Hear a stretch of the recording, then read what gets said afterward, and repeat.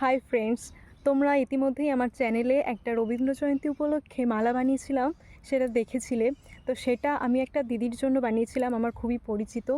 সেই দিদিটা লোকশিল্পী হিসাবে ইতিমধ্যেই অনেক মানুষের ভালোবাসা পেয়েছে। তো সেই দিদিটাকে আমি রিকোয়েস্ট করেছিলাম যে সেই মালাটা পরে যেন দিদিটা একটা গান করে। তো দিদিটা আমার রিকোয়েস্ট রেখেছে। তো দিদির কাছ থেকেই চলো শুনে নেওয়া যাক দিদির মালাটা কেমন লেগেছে।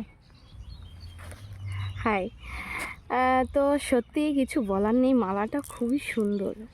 মালার উপর লেখা আছে তুমি রবে নীরবে। তো সত্যিই মালাটা দেখে নীরব হয়ে গেছে, আমি তো বুঝতে পারিনি যে ওটা বানানো না কেনা। তো যাই হোক, মালাটা অসাধারণ বানিয়েছে। আর এই মালা ও দিয়েছিল যে দিদি একটা গান করবি মালাটা পরে। তো মালাটা পরে গানটা আমার অলরেডি করা হয়ে গেছে। তো আমার ফেসবুক চ্যানেলে প্রোফাইলে মালাটা পরে গানটা একটা রবীন্দ্র জয়ন্তী উপলক্ষে রবীন্দ্রনাথ ঠাকুরের একটা গান আগামীকাল আপলোড করব। সবাই দেখবেন, একটু সবাই এই বোনটাকে একটু সাপোর্ট করবে।